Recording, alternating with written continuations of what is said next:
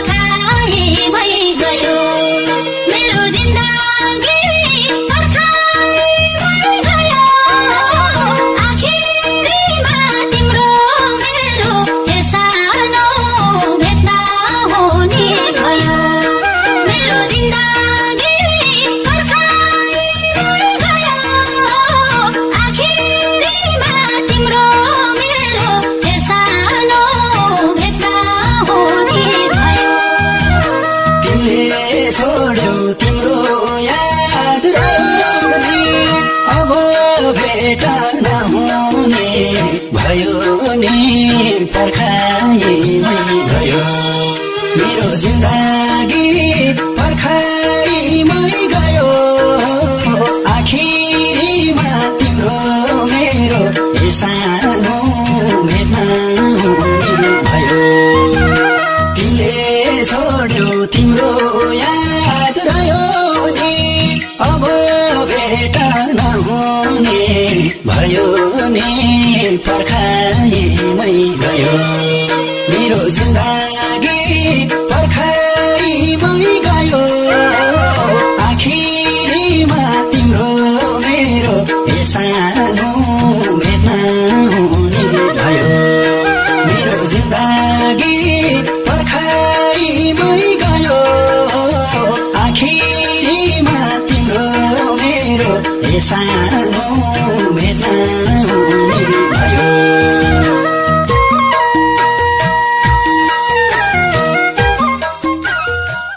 जीवनमा कसैले कसैलाई पनि यति धेरै माया नगरोस् जसका कारण मृत्युको बाटो रोज्नु परोस् सायद चोखो माया गर्नेहरू पीडा र बिछोडमा बाँच्न सक्दैनन्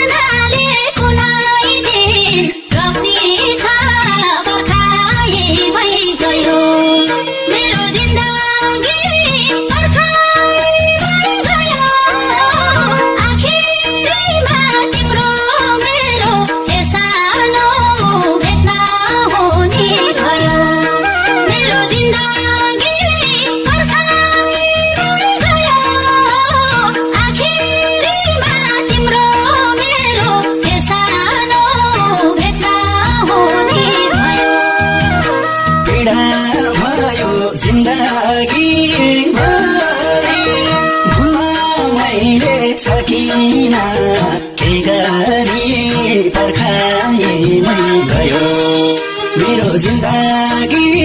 पर्खाइमै गयो आखिरीमा तिम्रो मेरो सानो भेट्न हुने भयो पीडा भयो जिन्दगी भरि भुल्न मैले सकिन के गरी पर्खाइमै गयो मेरो जिन्दगी पर्खाइमै गयो आखिरीमा तिम्रो मेरो सानो भेट्न हुने भयो मेरो जिन्दगी पर्खाइमै गयो आखिरीमा तिम्रो मेरो सानो भेट्न हुने भयो